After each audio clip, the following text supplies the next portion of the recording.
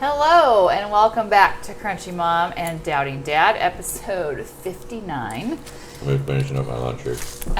We're going to continue with the holistic story with my practitioner.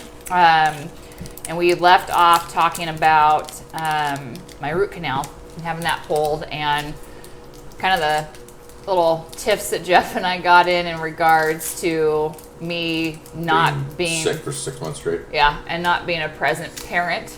But like I said, I was super grateful for him picking up the extra slack for me because I was detoxing. And like Jeff said at the end of the last episode, detoxing is not for the faint of heart. It is hard work, and you're putting your body through a lot to get it back to how it should properly function, the way God intended it to. So, end of November, I had the root canal pulled and my face blew up like Elephant Man. And we thought it was because of the castor oil. And I feel completely different about it now, doing more research and talking with Amber about what had happened and what my body went through, and talking to my friend Shannon that I also met through Amber. Shannon at one point was the lymphatic massage lady where Amber worked. And she's just a dear, dear, sweet lady to me. I love her. And I was texting her about all of these symptoms I was having after the root canal was pulled. And she was praying and she was giving me some advice on what to do. And we thought it was a reaction to the castor oil because I was putting castor oil on some dry skin on my face. I was using the castor oil packs. I've been using the castor oil packs for 3 months now and never had a skin reaction, nothing ever. Until you started putting it on your face, though. Yes, but that was after I had the root canal pulled. Yes, true, but still. So that's where I'm like, I don't think I'm allergic to castor oil. I am still very hesitant to go back to doing castor oil packs. At this point in time, I flat out refuse. I will not do it because I don't want my body to react the way it did. But again, I 100% believe that it was something that they call in the holistic world is the Herx syndrome. And I feel like that's what my body did. And that is where you just have so many toxins that have flooded your body and your body can't process it fast enough that you have these super weird reactions. So like my face blew up. We posted the pictures on my personal page on Instagram and Facebook, and on our Crunchy Mom and Doubting Dad Instagram page as well. So if you wanted to check out my nasty looking elephant face, they're online and you can see them. But I had to take time off of work.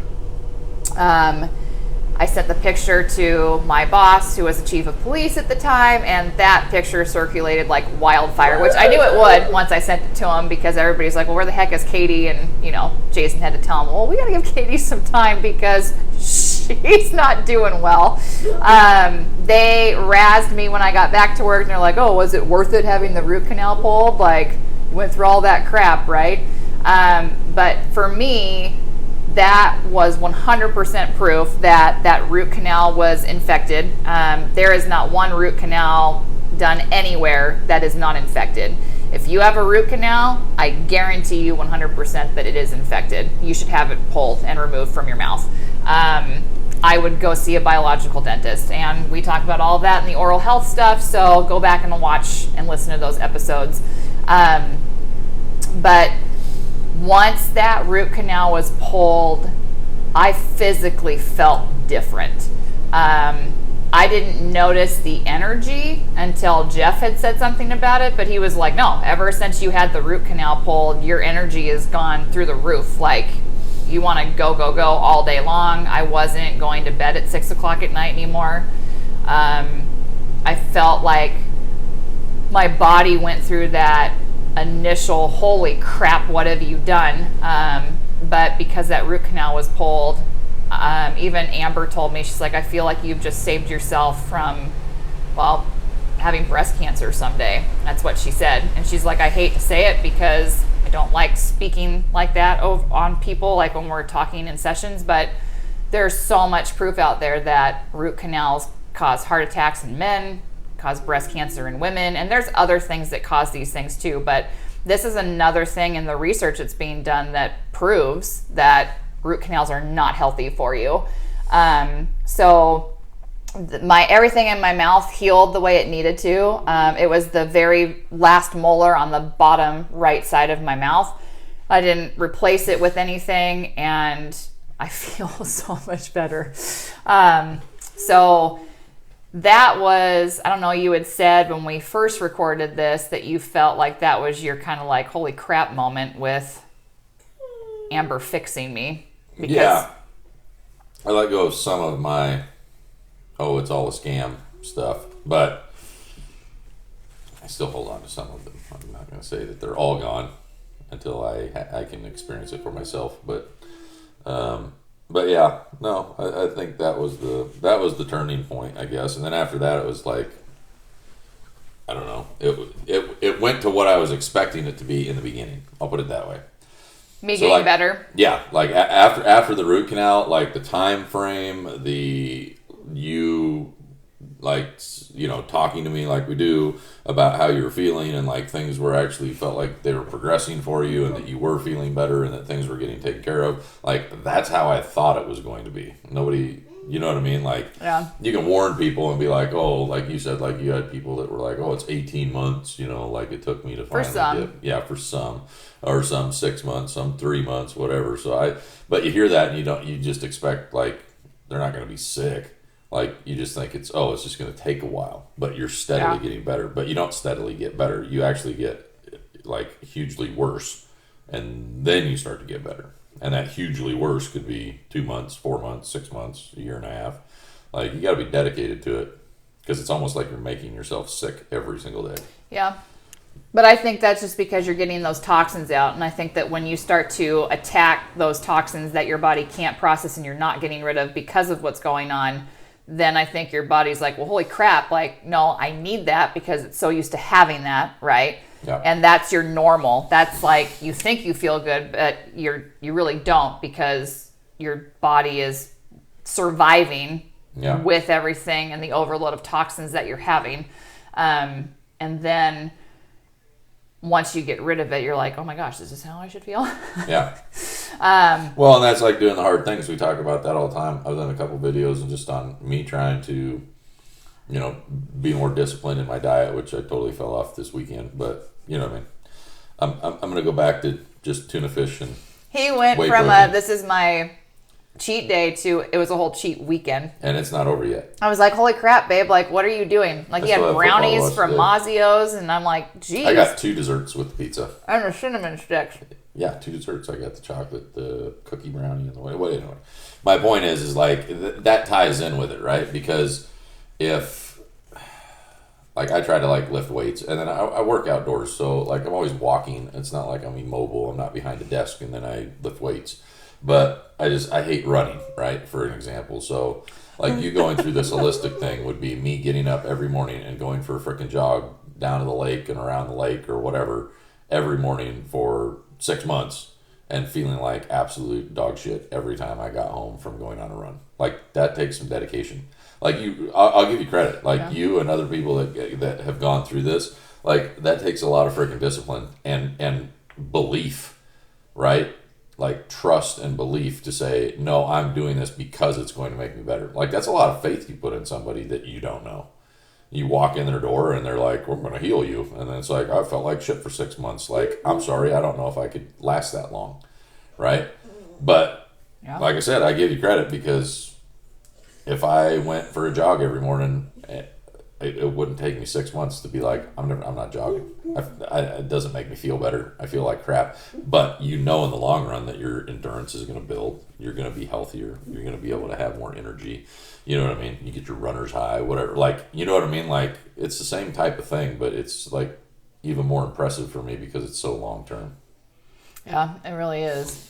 Well, and then after my body had calmed down, and I think it was February, when I saw Amber, she did a readjustment of supplements in January, and then in February she set me up on what she did in January because she wanted to see how my body was going to react, because she was still trying to diagnose what was really going on in my body. Because again, here's Katie, here's the list of things that could be wrong. We started with the fungal infection, and then we kind of just started moving through things. So then in February, I still wasn't feeling 100%, but I knew I was getting better.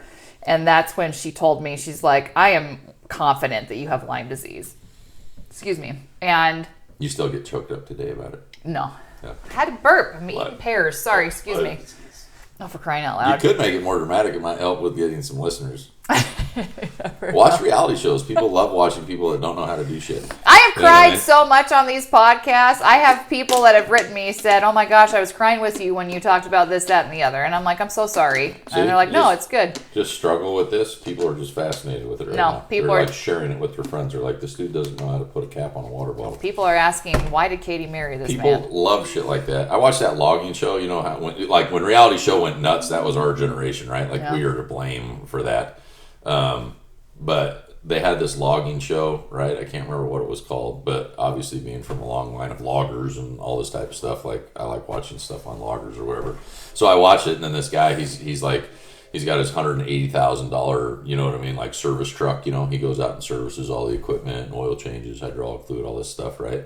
And on every service truck, you're gonna have a welder. On every service truck, you're gonna have a big air compressor, right? And so he goes out, and this wood chipper is down, and they're like, man, this wood chipper is costing us like $10,000 an hour. I mean, just pulling numbers out of their ass. It's wood chips, not freaking gold shavings. You know what I mean? So, but he's like, this air. So what happened is the filter. It was snowing and cold and everything else, and the air filter on it, it gets all the fines from making sawdust, right? Yeah.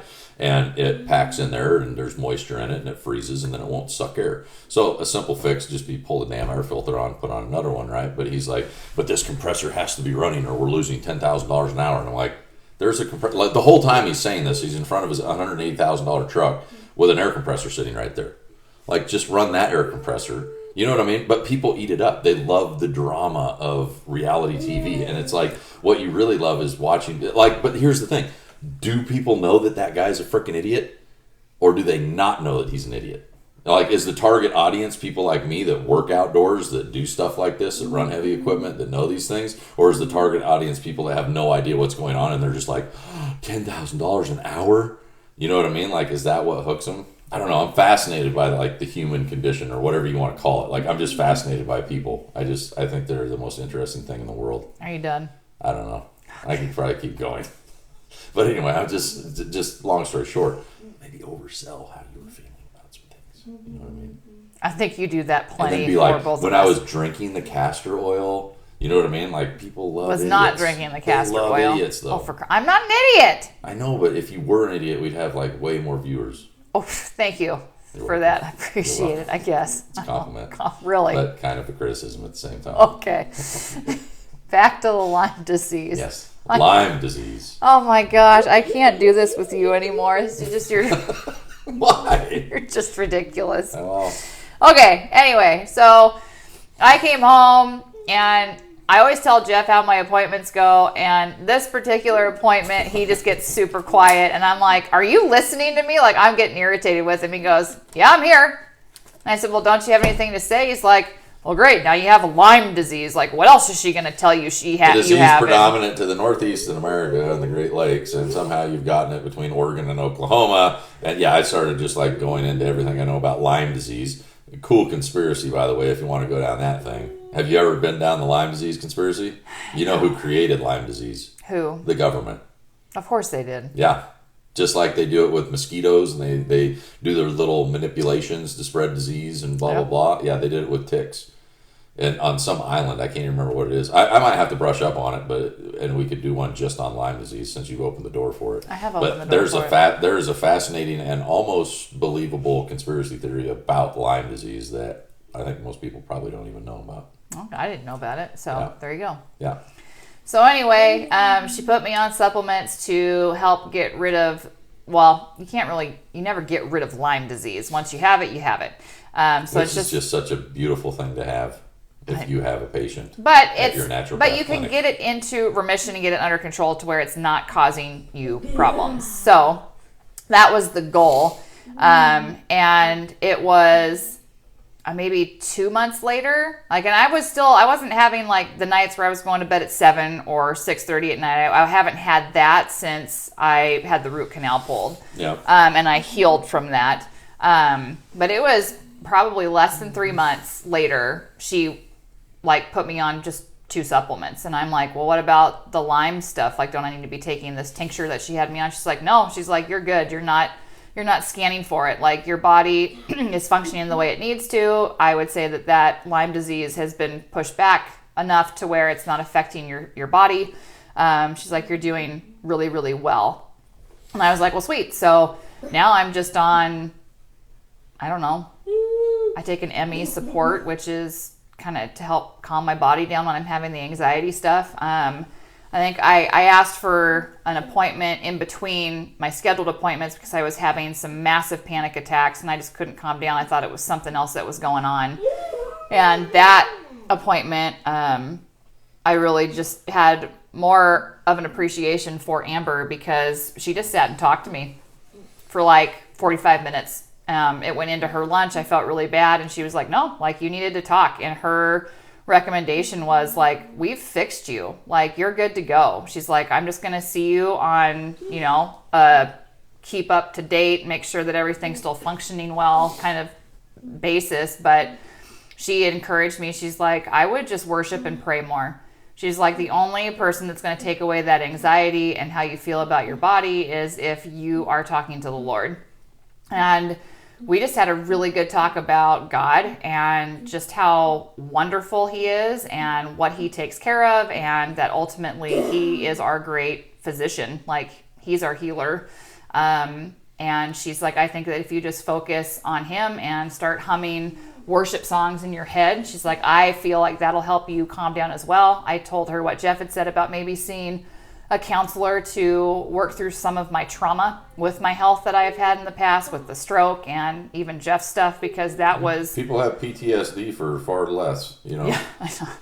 Because that was a lot, even going through Jeff's stuff, because that was during COVID and I was all alone. It was only one person in the hospital, so it was literally me glued to my phone and talking to my best friends and updating family, and to not have someone there to love on you and hug on you when your husband's having a major surgery, like, that was pretty traumatic. Dude, there's people that get PTSD because they've been away from their family for 2 months. You know what I mean? Yeah. Like, not almost died, not had a full-blown stroke at an early age, not, you know what I mean? Like, I mean, and that's just it. Like, I shouldn't be one to judge or whatever, but, I mean, I bring it up because there's varying degrees of trauma. I hate using words like that. I just don't, it doesn't sound right. It doesn't roll off the tongue right. Just like triggered or any of these other things. They just ruin words. They just absolutely ruin words for people. I know they do.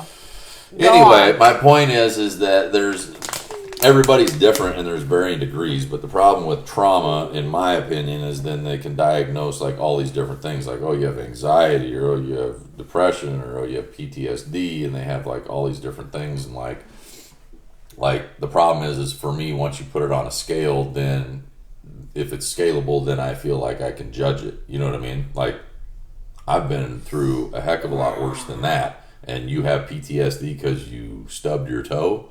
You know what I mean? Or like, oh, you have anxiety and you need to be on disability because because your mom died? Like, okay, but like everybody's mom is going to die and everybody's mom has died. You know what I mean? Like, it's only 2 camps and it ends with a dead mom. Like, why do you know what I mean? Like, once you put it out there and once you label it and once you scale it, then I feel like you can be judged with it. But I remind myself all the time, I'm like, well, different people, you know what I mean? Like, there's a scale to what a human being can take, you know? It's like the old adage of, I don't even think it's in the Bible, but people say like, you know, God only gives you what you can handle or whatever, which... You know what I mean? That's like, actually not in the Bible. That's what I'm saying. It's actually, I bet there's plenty of people that have long gone from this world that would disagree with that statement. Like, nope, actually put me right up to death and couldn't handle it. Like, you know what I mean? So, but I'm just saying, like... But biblically, that is not in Scripture. No, but I'm just saying, like, you know what I mean? Like, I feel for people because I think that it is a real thing. And I sound like liberal, but I believe that it is a real thing. Like, there's stuff I've been through I have little things in my past, or health wise or non health wise or whatever, that I know have changed me as a person. But see, I think that's where it is. Like, it changed me as a person, and that's where I don't like the counselor or psychiatrist thing, where it's like, no, we gotta wedge that wound open, in order for it to heal. And I'm like, but that's not really it. Like, if you just keep, you know what I mean? Like, I feel like you go through something bad, it changes you. Yeah. And then you move on with that change. You accept the change that has happened, and you move on, and that's who you are as a person now, right? But instead we label it, and we leave the wound open, and we victimize ourselves, and we put a label on it. Thank you, whoever puts labels on everything. As soon as a group of people puts a label on something, it never goes away. And all that can ever be done with it is it just can keep being built on and built on and built on. So, well, I think the key that you're missing, but I'm not there taking too away from it. I'm just saying. No, I know, but I think the key that you're missing there, and I know you're not doing it on purpose, but it's just it's the God aspect. Because yes, these things do change us, and I'm not saying that knowing the Lord is going to keep you from changing. I think it still changes you, but you have to look at Him for how that is going to affect you. You have to be praying to Him, like, okay, my mom died, my dad died, I lost a brother or a sibling, something like that. Like, but you're still asking Him for guidance and how He's going to lead you into that next step of life. You know what I mean? Yeah. Well, no, but that's what I'm saying though. I feel like when you put that label on it, that oh my gosh, we have anxiety dogs now. You know what I mean? I'm like, so you have crippling anxiety, but if you pet a dog, you feel better. You know what I mean? So you take your dog everywhere and it shits on the floor in Walmart, and it's everybody else's problem, not yours. Like, I'm talking about those people. But that's not just those people, though, because I feel like I've known a lot of good people, hardworking, strong people, and as soon as they have an excuse, as soon as they have something they can hang their hat on and say, that's me, and it's not my fault anymore, that's who they become.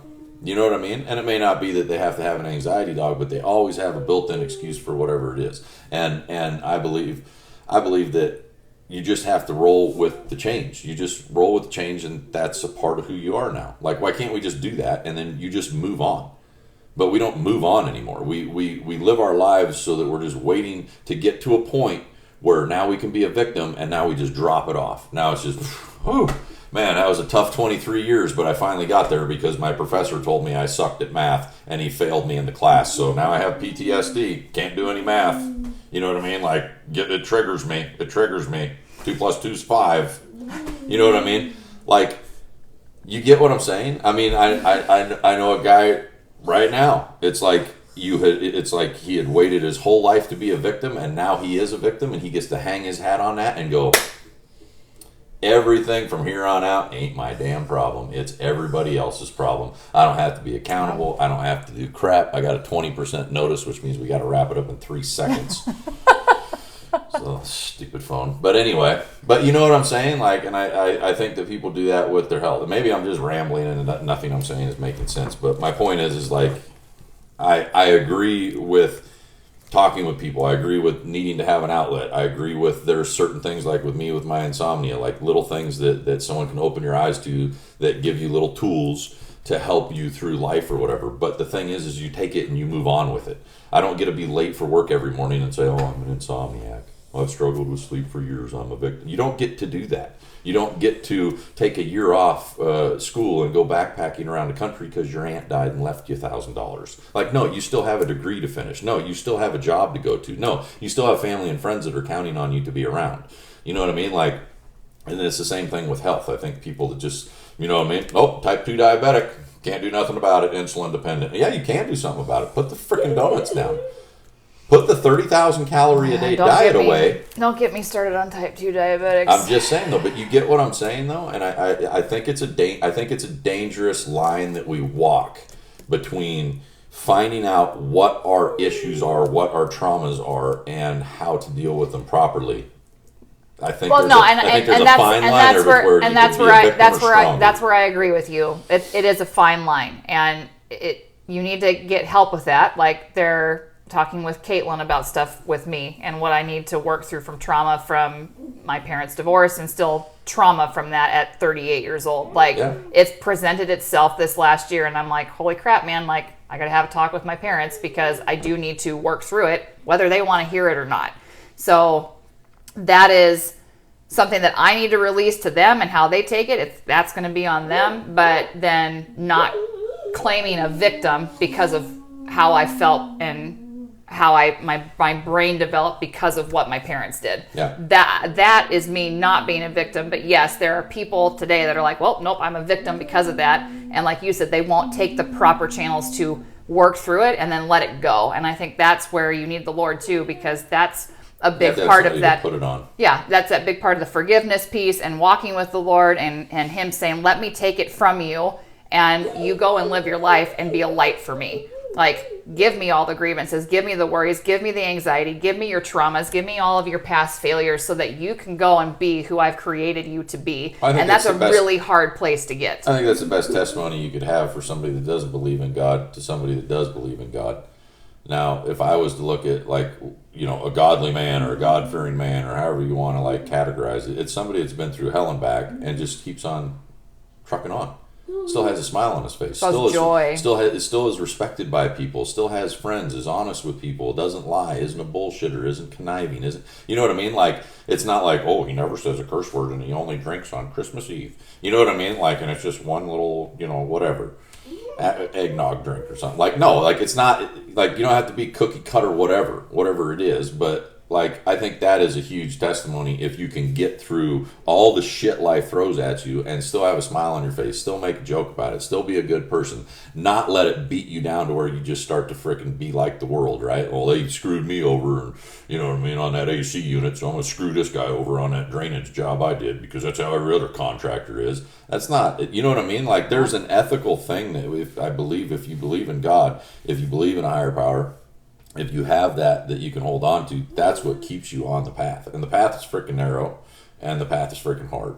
And you can't do it by yourself, and you can't do it with your buddy, and you can't do it with your wife, and you can't do it with your kids, and you can't do it with your support animal, and you can't do it with your 9 cats. You just can't.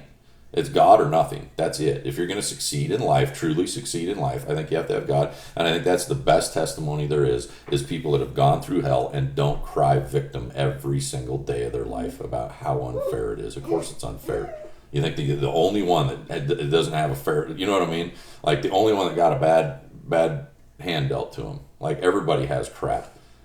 So who are you going to look up to? You know what I mean? The godless heathens that are out there just making every excuse in the world to shit all over society and be a horrible person, or the person that's actually has faith in a God, which, I don't know how many billions of people have faith in God in this world, right? And even they fall short. But the point is like, I don't know how the whole atheistic movement and all this type of stuff has even kept steam for as long as it has, because it's just misery. Everywhere you go, it's just miserable. All they do is just destroy themselves, destroy everything around them, shit on everything. That's why it's just a miserable existence. I really respect those athletes that, like OU softball team 2 years ago.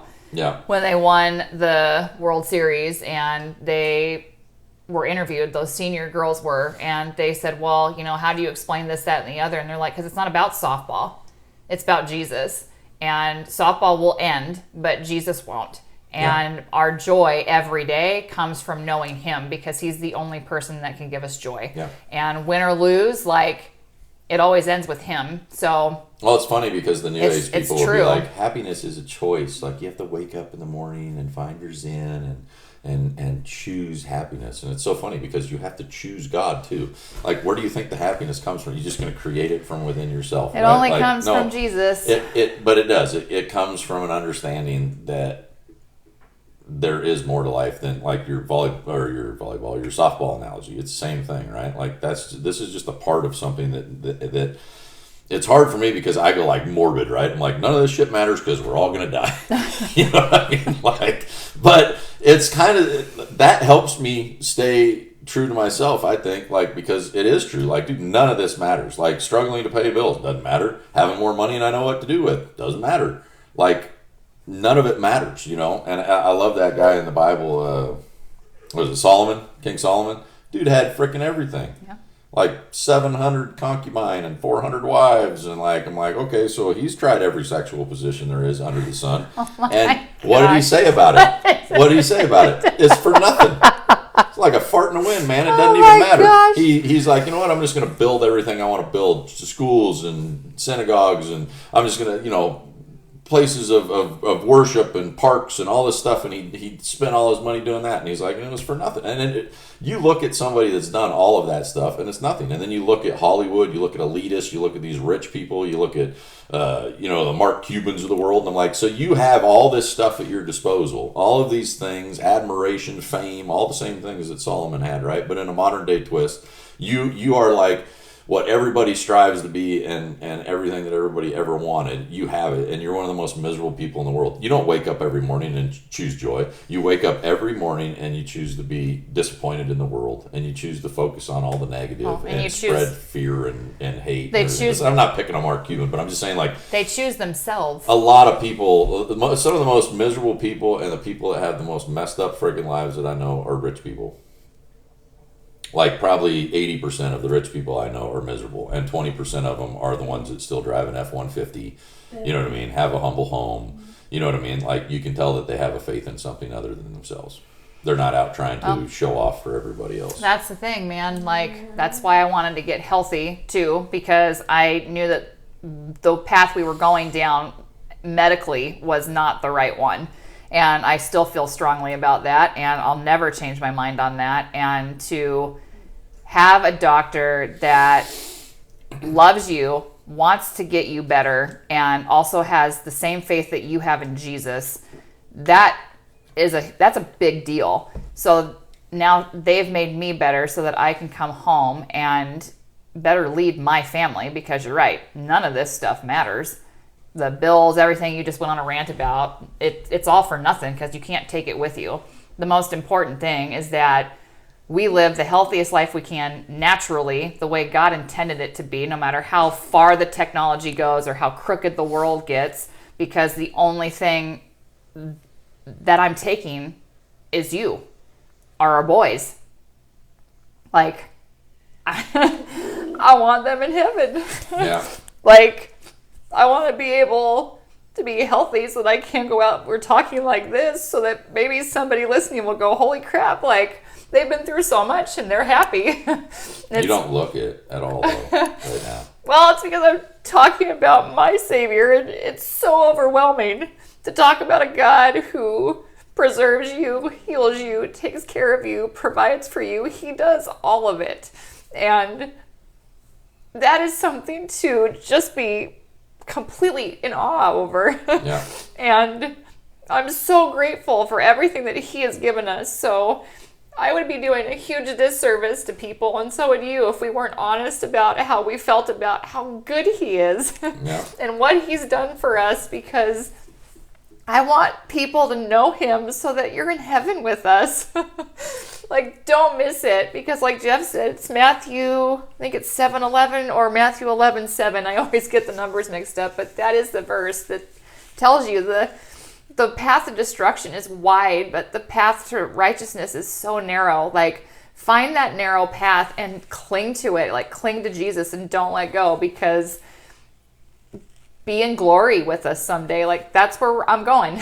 Like, I know my name is written in that book of life, and all of the material things don't matter. Like, get your health in order, and like Jeff said, it's about health, it's about your spirituality, it's about like knowing who Jesus is and living your best life in that regard, and not in regards to wealth and status and who you are in society. Like, I hope that someday when he takes me home, someone at my funeral says, she loved Jesus. Like, that's the main thing. Like, I want people to be like, nope, like, we knew Katie loved Jesus. She tried to watch her tongue as much as she could. She talked respectfully about people. She didn't gossip. Like, and people struggle with all of that, but that's what I hope for. And I hope that people are like, man, I can't wait to get up to heaven and join Katie. Like, I talk about past family members that are already up there waiting for us. Like, that's going to be an amazing day. So I know we got completely off topic from holistic health, but and we still, spiritual health is holistic health. It's so important. It's definitely something that's not recognized by Western medicine, modern medicine, but there is all sorts of data out there, and you can look it up. I don't have any of the studies off the top of my head, and it'll sound like I'm making it up, but I'm not. There actually are studies out there that have been done by reputable, Stanford University and blah, blah, blah. Like people that have faith, people that have prayer, people that believe in God, people that believe in Jesus, people that have family praying for them, so on and so forth. They heal faster. They recover from surgeries faster. I mean, it's proof. I mean, I'm not talking about like the old stuff where they'd weigh a dead body, and wait for them to die and see if they weighed less when the soul went up. I'm talking about like just statistical data of people that have faith and people that don't. You check the box, I'm a Christian. I mean, there's a reason why people track this information, but there's plenty of studies out there that prove that is a huge, important. I don't think it's too far off of holistic medicine, because to me, holistic medicine is treating the person as a whole, and modern medicine is, like I said in the other podcast or this one or whatever, where it's just to keep you alive. Like that's their goal. Their goal is to like you meet all these criteria, get the hell out of here. You're alive. That's all they want. They don't want you healthy.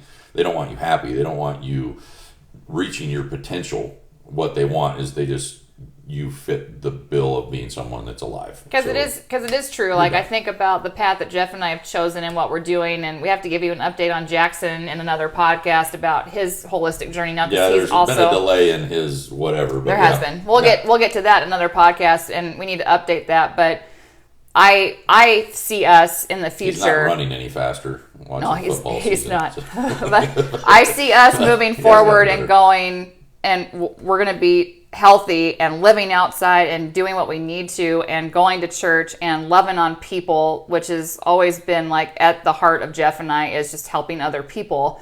You won't get it from me in person though. This is as close to helping you as you're going to get from me. So you know, push him off the cliff and tell him we're doing this. But it truly does. It makes people like Jeff and I like ungovernable. Like it makes people in higher positions like the cabal and all the stuff that Jeff and I have. Oh my gosh, Katie, you're going down the cabal route? I am. Sweet. But they don't like people. I'm running off on you. They don't like people like us because we're ungovernable. We want to grow our own food. We are using holistic ways to heal ourselves. I'm getting laughed at by actual doctors because I'm not buying into everything else, the propaganda of it. And I love that, because I really do believe, and we said it in a couple podcasts ago, that in 10 years, my children will be healthier than other children who have been fed the processed crap food and that keep getting shot after shot after shot from these Western doctors. Yep. And I really do pray that families that are choosing that route wake up and come to the side that we're on, because not because I want to win, but because I want to help make you healthy. I want you to see what it's like to actually eat whole foods and not have your children be on a pill for ADHD or be on a pill for autism, or even have your child have autism. Like, it's time that we wake up and not mock the people that are diving in full bore into holistic healing, because it's a wave that's coming and you're either going to be on it or you're not. And I hope that at some point you do jump on that wave and that bandwagon, because you will be healthier because of it. Because there is a new statistic out that has stated that this generation that is coming up, they're going to die before their parents do, because our food and the products we're using are so carcinogenic filled and are so poisonous for our bodies that these little kids can't handle it. So when we're seeing these rises in cancers and everything else, it's not hard for me to believe that those statistics are true. Like, oh my gosh, I don't want my children to die before me because of the products they're using. I mean, that should terrify everybody and go, well, hold on, wait a minute. Yeah. Why all of a sudden are the children that are being brought up right now going to die before their parents? Stop eating the crap food and drinking the Kool-Aid. Like, that's where I'm at. Jump literally, on the holistic. It has red dye 40 in it. It does. It has red dye 40 in it. But anyway, no, it's yeah, those are solid. It is true though. I don't think it's a stretch to believe that. I mean, look at the cancer rates for specific cancers, and it was 70s, 60s, 50s, 40s. Now people in their 30s. You know what I mean? Like on and on and on. I mean, we just, breast cancer awareness month, with football in October and all that stuff. And I'm like, I haven't heard one person raise money for awareness of what causes breast cancer, what you can do to avoid breast cancer. All I've seen is they're going to raise money to cure cancer. Well, why don't you try to find ways that you can avoid to even have cancer? Well, there's countries that have outlawed mammograms, but we're not allowed to talk about why they've outlawed mammograms. I know. Like, why aren't we allowed to talk about that? And then when you hear the people doing the fundraiser and handing the buckets around, I'm like, dude, I don't want to seem like an asshole, and I'm not going to give to your cause, but at the same freaking time, like, nothing that you're giving money to is helping women truly to understand what it would be to be healthy. But I have family members that had breast cancer. I'm not crapping on it. I'm not saying that it's not real. I'm not saying it's made up. I'm not saying it's not a devastating thing. But the thing is like, we're pouring all of our money and resources into the wrong thing to enrich other people. Because what did I hear when they were talking about their program and what they were raising money for? Research into freaking chemotherapy, research into radiation treatments. And I'm like, oh, so it's just the same two things then. It's the same crap you've been selling to women for the better part of what now? Going on 40 years, 50 years? I say 50 years. You know what I mean? While Susan B. Komen or whatever her name is her sister or whoever it is raking in, $3.5 million a year salary. You know what I mean? Really fighting that cancer. You know what I mean? Like, people got to wake up. We got to wake up and actually look about it. You will give $100, but you won't give 10 minutes to research other people's opinions. Like, call them opinions. We don't even have to call them facts or anything else, but to look into your own health. Like, we don't do it. We've entrusted our health for far too long to people, and we've entrusted the education of our children into other people. And look how that's going. Now we got 20-some% of them that are identifying as LGBTQ, and we're just expected to believe that that's natural, that's normal. Like, I don't care if you're for it or against it. It doesn't matter to me. But my point is like, you're going to look into that these kids believe in their head that they're a different gender. Right? Or they believe they're a snowflake, or they believe they're a kitty cat, or whatever, which literally 10 years ago was a mental illness. And we have seen a spike in my opinion, a very severe mental illness. We have seen a spike from what in my generation was like 2% to now Gen Z, Gen Alpha, it's 21%, 21 or 22% of kids in school that they survey, which I don't even think they should be doing surveys for kids that young, but these kids are identifying on some spectrum of the LGBTQIA plus blah blah blah blah blah.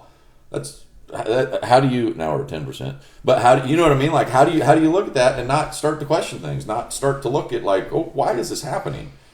You know what I mean? Is it a medical thing? Is it peer pressure? Is it, you know what I mean? Like, but again, we won't look at it. Now we're forced to support it. And it's the same thing with all these different diseases and stuff. And we just have to accept autism. We just, like, I love the people that are like, pro-abortion or whatever, and then they act like they give a crap about a kid with Down syndrome. You wanted to murder him in the womb. Yeah. You want to do a test to find out that kid has Down syndrome so that you can tell the mom to murder it. And now you're going to act because it actually made it through the abortion or they missed it on the test and now he has Down syndrome. You're going to act like you're celebrating him? You just wanted to euthanize him. Well, that's why I think nobody looks at things logically anymore. People have different opinions on stuff for sure, but Jeff and I were in the camp of God bless us with a child. We ain't doing that stupid testing. No. We didn't do birth defect testing. We didn't do anything because we knew whether that child survived or not, that was God's plan. So there was no testing at all, and I think that... And the compassionate liberal, by the way, if there would have been a test for Lucas in utero and that he was deaf, I guarantee you they would have pushed you to have an abortion. Oh, I agree. Guarantee you. I agree. 100%. But these are the people that are compassionate. These are the educators that, we pulled them out of these crazy leftist freaking state schools for just that reason. And they're the ones that would rather wipe out their own kind to say, like I said, it is a lost, messed up world. But my gosh, man, people got to not just like wake up that it's going on, but wake up and logically think about why am I doing all of these things that I'm doing? Why am I believing the things that I'm believing? Logically look at it and go, why are we supporting these companies that are trying to find a cure for breast cancer when it should be those companies that are changing their products?